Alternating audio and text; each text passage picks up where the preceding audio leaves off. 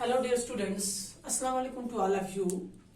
Today dated 9/10/2020, class 9th and 10th combined, subject science, and our topic is global warming. Now our subtopic is ozone layer. जैसा कि मैंने आपको परसों बताया कि हमने ये जो ग्लोबल वार्मिंग जो है ये साइंस का एक अहम चैप्टर है, एक अहम टॉपिक है। इसके बारे में हमें पूरी जानकारी होनी चाहिए, चाहे आप सोशल साइंस में जाएं, एनवायरमेंटल साइंस में जाएं या आप जनरल साइंस में जाएं, तो ग्लोबल वार्मिंग के बारे में पता होना चाहिए। ओजोन लेयर क्या होती है, जैसा कि मैंने आपसे बताया कि हमने इसके बारे में पढ़ा कि हमारे पास ग्रीन हाउस इफेक्ट क्या है और ग्रीन हाउस गैसेस कौन सी हैं। तो आज हम देखेंगे कि what is ozone layer and what is meant by the depletion of ozone layer, how the depletion of ozone layer takes place, what are the gases which are responsible for this depletion। तो सबसे पहले आपको मैं बताती चलूं कि हमारे पास जो सबसे पहले हम देखते हैं कि हमारे पास पोल्यूशन बहुत तरह की होती है। जैसे कि हम देखेंगे हमारे पास वाटर पोल्यूशन है, एयर पोल्यूशन है, और हमारे पास क्या है जी, सॉइल पोल्यूशन है। So these are the pollutions which are present in our day to day life. हमारे आस पास हमारे माहौल में प्रेजेंट से ये पोल्यूशंस। So there are some pollutants, there are some agents which pollutes our water, our air and our soil। तो हमारे पास कुछ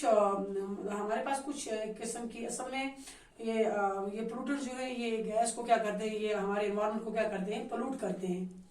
तो आज हम देखेंगे, मतलब हमारे सबसे पहले हमने देखना है कि हमने जैसा कि मैंने आपको कल परसों कहा, हमने कल पढ़ा कि सन जो है, आवर सन, मान लो ये सन, दिस इज सन जो है ये इमिट करता है 3 तरह की लाइट। कितनी तरह की रेस इमिट करता है? 3 तरह की रेस इमिट करता है। ये मैंने आपको बोला। पहले एक आती है अल्ट्रावायलेट, एक आती है एक को हम कहेंगे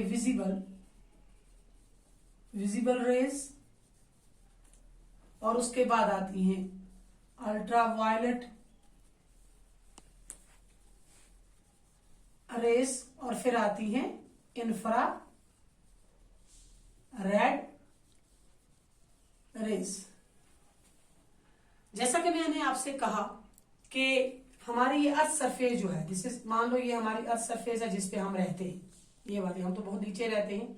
इससे ऊपर हमारे एक लेयर है, हमारे बहुत सारे सिफेर हैं, जैसे ट्रोपोस्फेयर, आइनोस्फेयर है ना, जिस तरह एक्सोस्फेयर, ये सारे सिफेर ऊपर लगे हुए हैं। यहाँ पर यहाँ हमारे ऊपर यहाँ पर पाई जाती है कार्बन डाइऑक्साइड लेयर। मैंने आपसे परसों कहा कि इसका क्या काम है, ये मैंने आपको बता दिया है। इससे ऊपर एक हमारी परत जो मौजूद है, इसको हम कहेंगे ओजोन लेयर। क्या कहते हैं? ओजोन लेयर, है ना।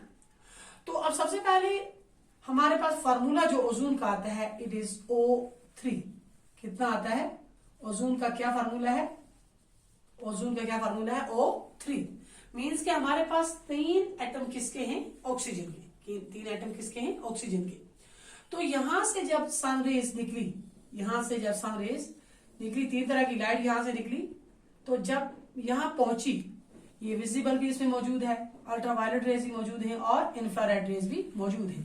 जब ये यहाँ पहुंचती हैं, तो इस यहाँ पहुंचने के बाद यहाँ ओजोन लेयर मौजूद है। ओजोन लेयर में ये जो है एक किस्म की लाइट जो है, ये अल्ट्रावायलेट रेज जो है, ये यहाँ ही क्या हो जाती है, ये इनको यहाँ रोक देती है ना। और यहाँ हमारे ये नीचे पहुंचती है खाली विजिबल और इंफ्रारेड। विजिबल इंफ्रारेड जो है वो जमीन की सतह पर पहुंचती है। तो ये विजिबल जो है ये सारे को पहुंचेगी। अब इंफ्रारेड जो है ये सीधी यहाँ पहुंचेगी। इंफ्रारेड जो है ये कहाँ पहुंचेगी? यहाँ सतह पर। जब यहाँ पहुंचेगी तो यहाँ पहुंचने के बाद इसको गर्म करने के बाद ये रिफ्लेक्ट बैक होती है कहाँ पे? एटमॉस्फेयर की तरफ, और यहाँ जाके ये कार्बन डाइऑक्साइड लेयर में क्या होती है? जज़ब हो जाती है। लेकिन मैंने परसों आपको बताया कि हमारे पास ये जो आजकल जो हमारी एक्टिविटीज जो है, ह्यूमन एक्टिविटीज की वजह से हमारा एनवायरमेंट जो है ये काफी क्या हो चुका है? पोल्यूट हो चुका है। तो जिस वजह से हमारी ये कार्बन डाइऑक्साइड लेयर जो है ये काम पूरी तरह से नहीं कर पाती। इसलिए क्या होता है, यहाँ पर ये जो इंफ्रारेड रेज जो है यहाँ पर इसको इसमें जज्ब होने के बजाय, इसमें एब्सॉर्ब होने के बजाय ये वापस नीचे आ रही हैं कहाँ, जमीन की तरफ। तो जमीन पे की तरफ आने से क्या होता है, यहाँ पर हमारा एटमॉस्फेयर हीटअप होता है। क्या होता है हमारा एटमॉस्फेयर, ये हीटअप होता है।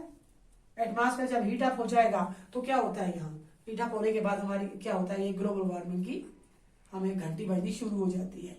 मीन्स कि अब हमारे पास यहाँ आज का जो हमारा है दैट इज ओजोन लेयर। तो ओजोन लेयर जो है वो यहाँ पर मौजूद है। अल्ट्रावायलेट रेज को बचाते हैं हमें इसको ये अल्ट्रावायलेट रेज जो है these are very harmful rays. ये क्या है हमारे लिए, दीज आर हार्मफुल रेज। तो असल में ये जो अल्ट्रावायलेट रेज जो है इट इज ए पॉइजनस, मतलब और ये ओजोन जो है, ओजोन किस में प्रेजेंट है, ओजोन लेयर जो है उसमें क्या प्रेजेंट है, ओजोन गैस। तो ओजोन गैस जो है it is a poisonous gas present in the atmosphere. क्यों, क्योंकि ये जो अल्ट्रावायलेट रेज जब आई तो यहाँ इसमें जज्ब हो गई, इट मींस ये क्या बन गई, ये पॉइजनस बन गई। क्या बन गई, पॉइजनस बन गई, है ना। तो अब यहाँ सवाल पैदा होता है कि how it is formed, how it is, ये बनी कैसे। ये इस तरह बनी कि जो हमारे एटमॉस्फेयर में ऑक्सीजन मौजूद है। हमारे एटमॉस्फेयर में कौन सी चीज मौजूद है, ऑक्सीजन। तो ऑक्सीजन जो है, ये ऑक्सीजन, ये ऑक्सीजन कहाँ मौजूद है, सनलाइट में। किसमें मौजूद है, सनलाइट में। तो सनलाइट जो है इसमें ऑक्सीजन कहाँ मौजूद है, हमारे एटमॉस्फेयर में। तो ये जब ऑक्सीजन, जब सनलाइट जो है ये इसमें अल्ट्रावायलेट रेज जब नीचे की तरफ आई तो ऑक्सीजन जो थी किसमें, हमारे एटमॉस्फेयर में, तो ब्रेक होगी। क्या होगी, वो किससे ब्रेक हुई, यहाँ जो ऑक्सीजन थी ये ब्रेक हुई इन the presence of, oxygen is breaking down in the presence of किससे, अल्ट्रा वायलेट रेज से। ये ऑक्सीजन जो है ये ब्रेक डाउन हुई किससे, in the presence of ultra violet rays. तो यहाँ ऑक्सीजन था, इसके यहाँ पर क्या बन गई, in the presence of ultra violet rays की मौजूदगी में यहाँ इसके दो मॉलिक्यूल अलग हो गए। क्या हो गए, अलग हो गए। और फिर ओजोन जो है present in the uppermost region, ये तो हमें पता है ना।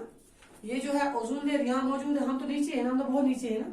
तो ये अल्ट्रावायलेट रेज की वजह से ये क्या हो गए, ब्रेक डाउन हो गए। जब ब्रेक डाउन हुए तो उसके बाद क्या हुआ, फिर ऑक्सीजन जो है प्लस इसमें ऑक्सीजन का एक मॉलिक्यूल मिला तो इसे क्या बन गया,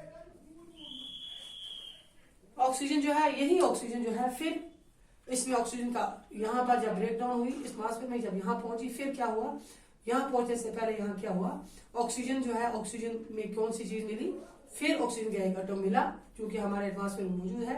तो यहाँ क्या बन गई, ओजोन लेयर। क्या बन गई, ओजोन लेयर। अब इसकी एडवांटेज क्या है, इस ओजोन लेयर जो है इसका क्या काम है यहाँ पर। As we know that this ozone layer ये क्या करती है, ये एब्जॉर्ब करती है all the ultraviolet rays, all the it absorb all the ultraviolet rays, है ना, which are very harmful. It act as a protective shield, it act as a protective shield। कौन, अल्ट्रावायलेट, ये ओजोन लेयर। और ozone layer जो है it act as an umbrella, it act as an umbrella. और फिर करती क्या है ये, इसका क्या काम है, इट कैन डिस्ट्रॉय प्लांट। अगर जो ये हमारे पास ये अल्ट्रावायलेट रेज जो है, अल्ट्रावायलेट रेज, ये ओजोन लेयर है, ओजोन तो एब्जॉर्ब करती है, अल्ट्रावायलेट रेज को प्रोटेक्टिव शील्ड है, एक्ट करती है एज अम्ब्रेला। अगर ये ना होती तो ये अल्ट्रावायलेट रेज जो है ये कहाँ जाती, सीधी जमीन की सतह पर। कहाँ पहुंचती, जमीन की सतह पर पहुंचती। और इससे क्या होता, it can destroy plant, it can destroy plant, or it can cause second cancer, it can cause second cancer. So ozone layer is a protective layer, ozone layer जो है ये protective layer है, it protect us from ultraviolet rays, ये हमें protect करती है किससे, ultraviolet rays से, है ना। अब इसमें जो है ये डिप्लीशन कैसे हो रही है, ओजोन लेयर जो है ये डिप्लीट कैसे हो रही है, इसके अंदर सुराख कैसे हो रहे हैं। मान लो यहाँ पर सुराख हो रहा है, यहाँ पर होल जैसे हो रहे हैं, ये कैसे हो रहे हैं। तो यहाँ इसके अंदर जो ओजोन लेयर जो है, ओजोन लेयर के अंदर होल कैसे हो रहे हैं, ये डिप्लीट कैसे हो रही है, तो कल हम इसके बारे में देखेंगे। आज हमने देखा कि ओजोन लेयर किसे कहते हैं। शुक्रिया।